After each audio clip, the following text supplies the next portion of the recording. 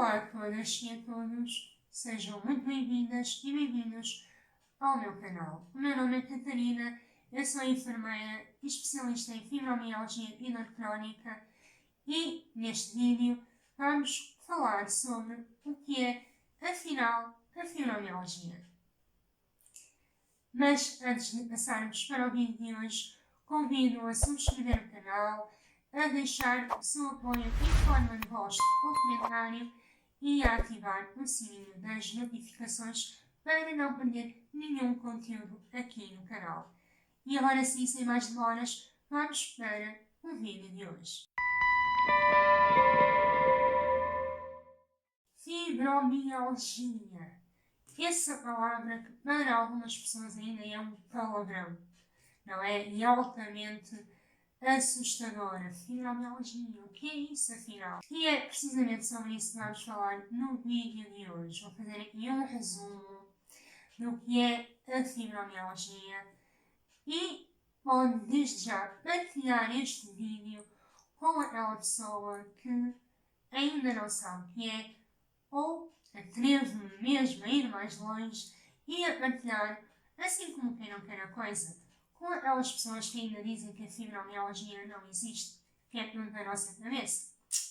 Partilhe com ela este vídeo. Assim, de forma muito sutil, muito como quem não quer a coisa. Porque às vezes não é nem sempre é maldade, às vezes é ignorância. As pessoas fazem determinados comentários porque não sabem do que é que estão a falar. E então vamos passar para o que é, afinal, a fibromialgia. A fibromialgia é então uma doença de cariz bastante complexo. É uma doença crónica, ou seja, até à data não há uma cura conhecida e caracteriza-se essencialmente por uma dor musculoesquelética generalizada, migratória, ou seja, vai migrando ao longo de todo o corpo, e por um aumento da sensibilidade a estímulos que são percepcionados como dolorosos. A fibromialgia é também considerada uma síndrome, ou seja, é um conjunto de vários sintomas, ok? Enquanto que, por exemplo, a hipertensão caracteriza-se pela tensão alta, ou seja, um sintoma, ou um sinal, neste caso, a principal. A fibromialgia não. A fibromialgia tem uma série de sinais e sintomas principais, ou seja, é por isso que ela é considerada uma síndrome, ok? E por isso é que é tão complexa, porque temos sintomas muito diferentes e todos eles condicionantes. Em termos burocráticos, digamos assim, a fibromialgia na classificação internacional de doenças ainda está incluída no grupo da dor crónica primária. E esta também tem sido uma luta nossa enquanto associação, em tentar ter um CID, ou seja, uma classificação própria para a fibromialgia. Porque a fibromialgia é mais do que dor crónica, não é? Limitar a fibromialgia a uma categoria de dor crónica é bastante limitativo, passa aqui a redundância. Então, o nosso trabalho também tem sido no sentido de conseguir aqui uma classificação própria para a fibromialgia. Até à data, ela está incluída na dor crónica, na classificação da dor crónica, e em termos de especialidade, ainda faz parte das doenças reumáticas, apesar de 90% dos estudos, para não dizer um número mais alto, apontarem para que a fibromialgia seja sim uma doença neurológica com manifestações reumáticas. E já vamos perceber porquê. Quanto à causa da fibromialgia, como eu acabei de referir, apesar de ainda estar no âmbito da especialidade de reumatologia, das doenças reumáticas, tudo aponta para que a fibromialgia seja uma doença neurológica com algumas manifestações reumáticas. Porquê?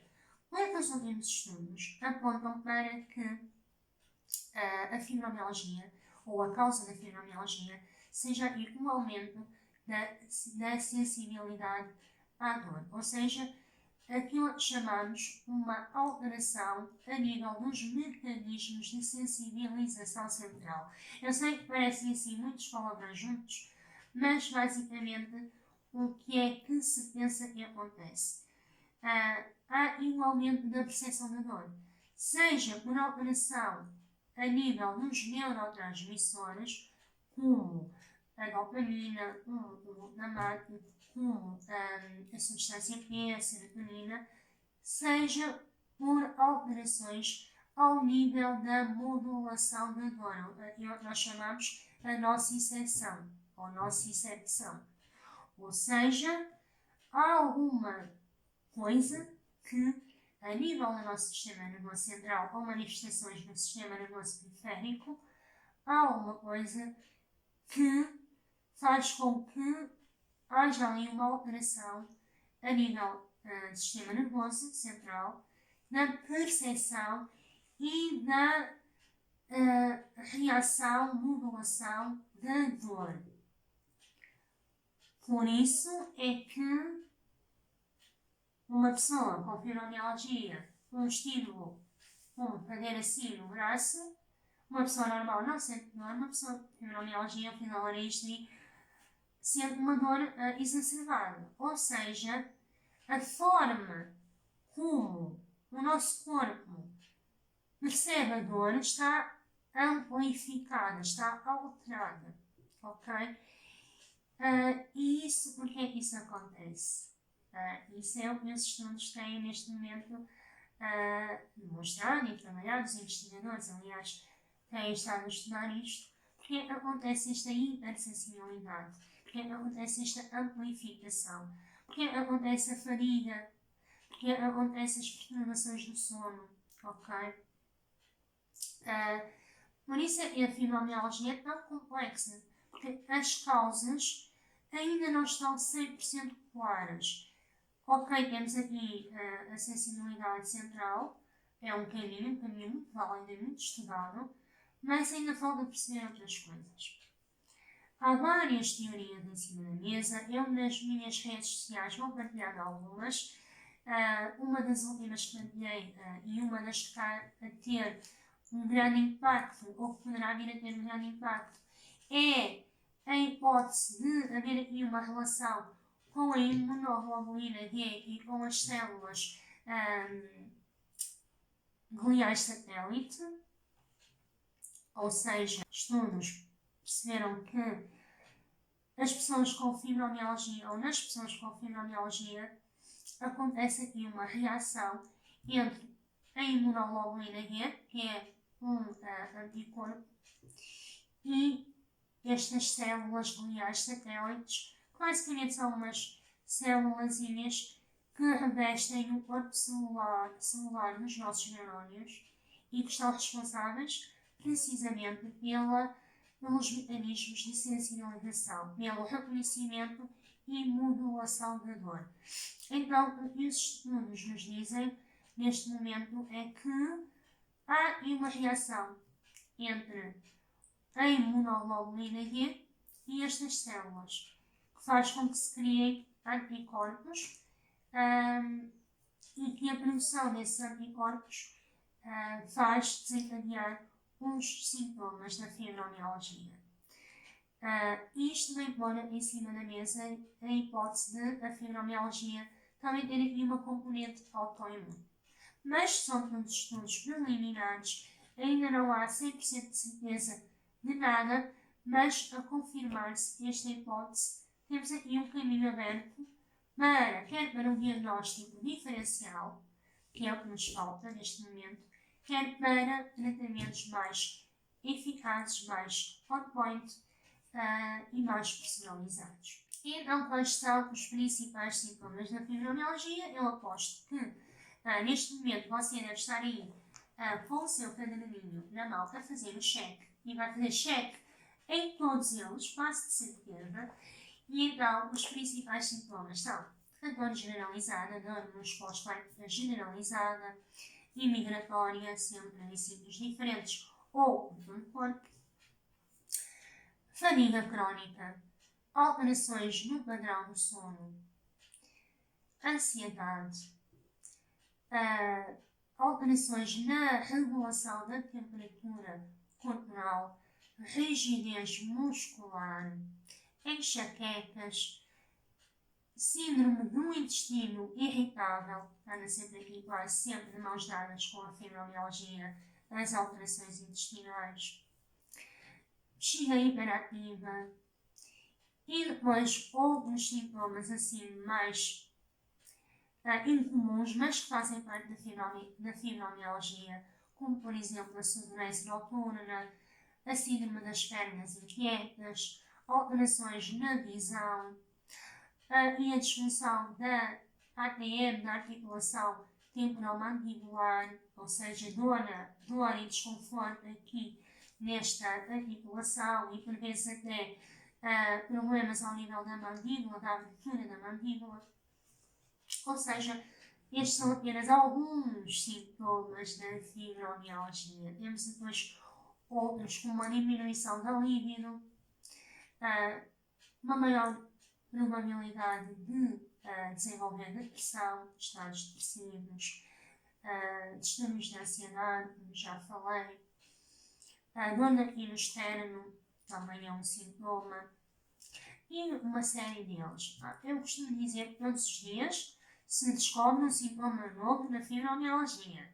E é verdade, todos os dias estão a aparecer sintomas novos que depois vai saber e os estudos apontam para que sejam mesmo da fibromialgia. Mas eu também queria deixar aqui uma ressalva importante, que é, apesar de a fibromialgia ser rica em sintomas, nem tudo é fibromialgia, ok? Há muita tendência de, quer pela parte dos pacientes, quer pela parte dos profissionais, de, ok, tenho fibromialgia, então isto é da fibromialgia. Nem tudo é fibromialgia. E convém despistar outras possíveis doenças, ok?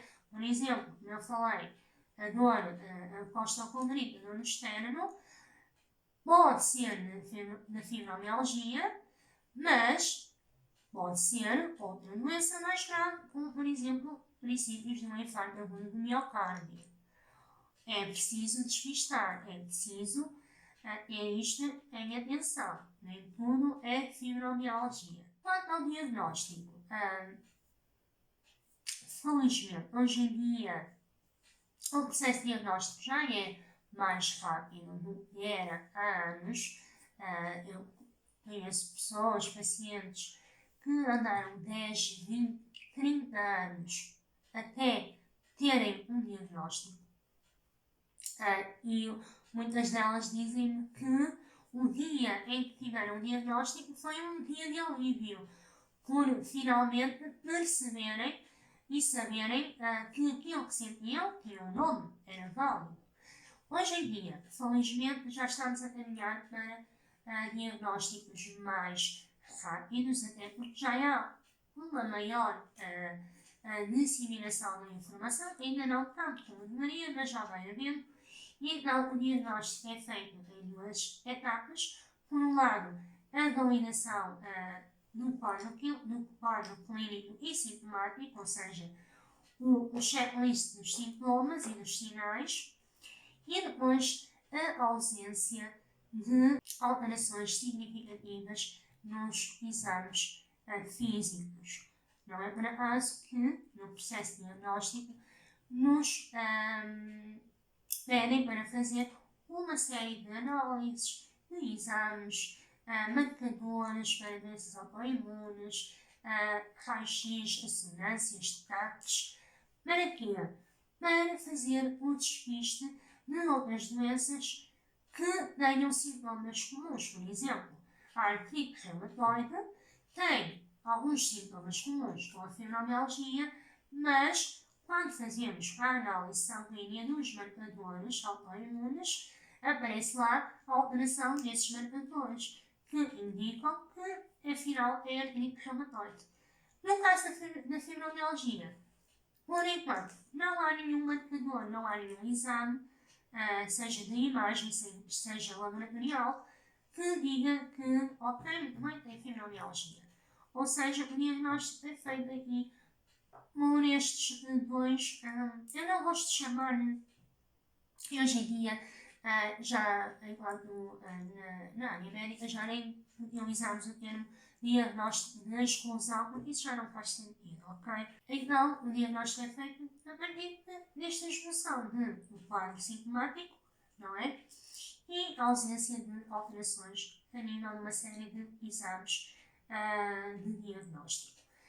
Os estudos que têm, como eu falei há pouco, aquele estudo da imunoglobulina G, a confirmar-se, isto vem dar-nos aqui a possibilidade de termos um diagnóstico diferencial, ou seja, de termos aqui marcadores que sejam específicos da fibromialgia e que nos atestem no papel que realmente temos fibromialgia. Porque um dos estigmas relacionados com a fibromialgia, que leva depois à desacreditação, é precisamente não haver um papel que diga que a pessoa tem fibromialgia, como se isso fosse preciso para alguma coisa.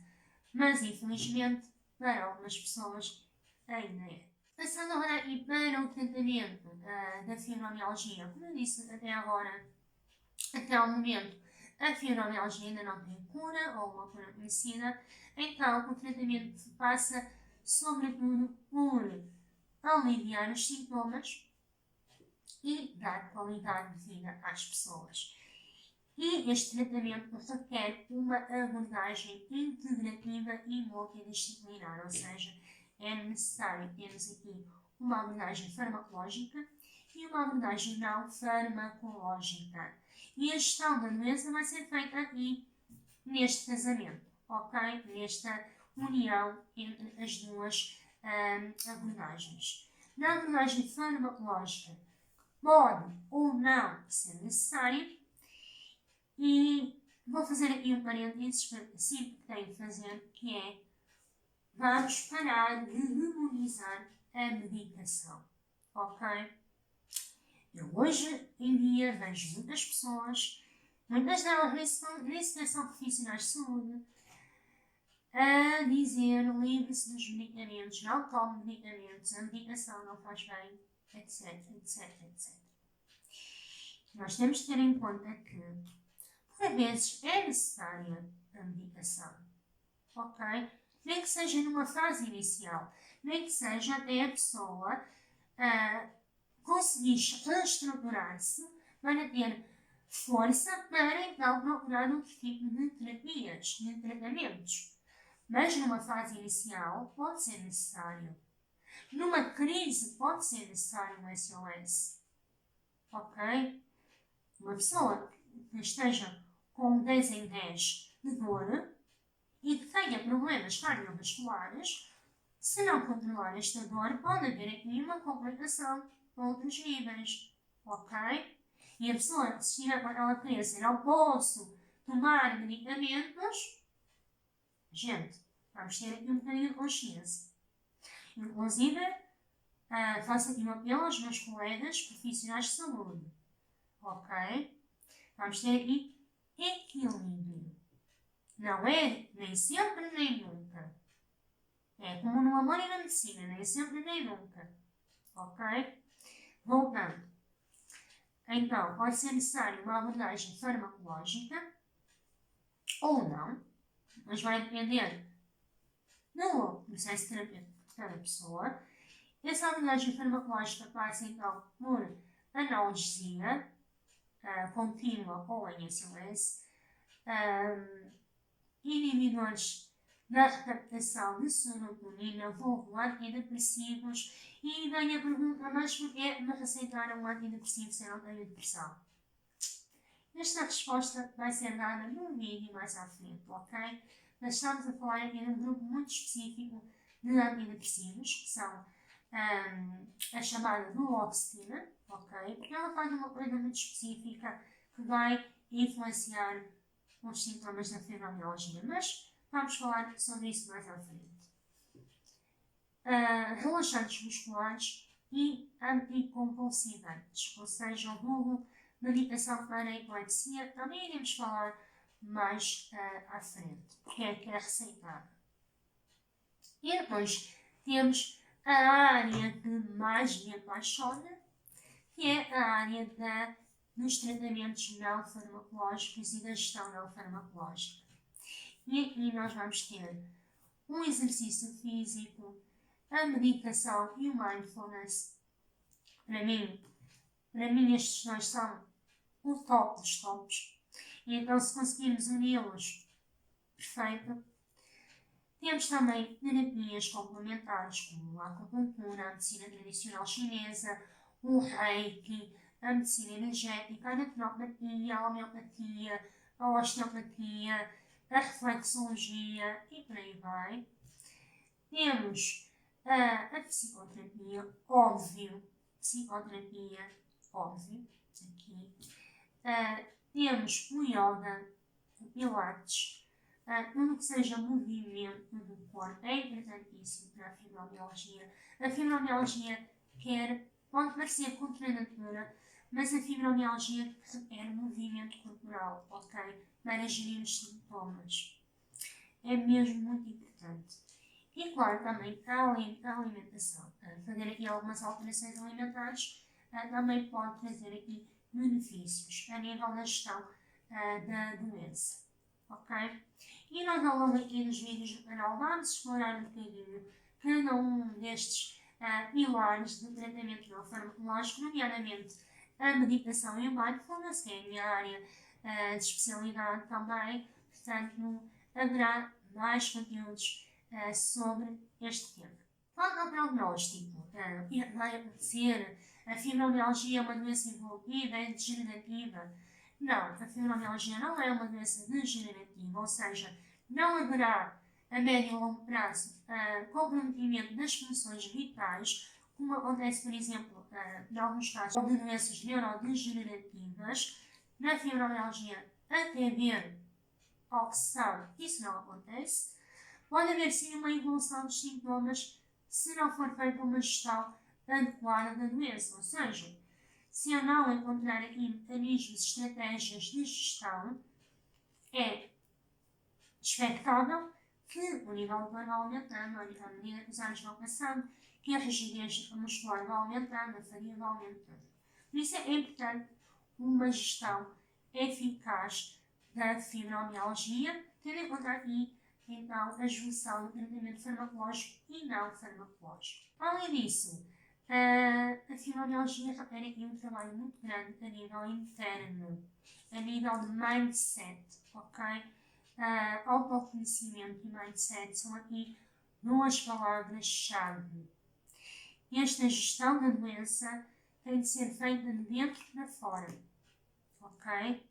Como eu costumo dizer muitas vezes em acompanhamento, não adianta de nada eu não comer glúten, nem lácteos e ter uma alimentação muito regrada, muito direitinha, se eu depois continuo a entupir o meu corpo com stress. Não é? Não adianta de nada eu não comer glúten, mas depois não fazer exercício físico. Tem de haver aqui um todo, é um conjunto. E trabalhar aqui também o nosso mindset, a nossa capacidade de adaptação, de integração, mudar aqui o chip, como eu costumo dizer, é importantíssimo. Eu diria mesmo que é a base para todo o resto a funcionar em harmonia. O tal equilíbrio que eu falava lá atrás.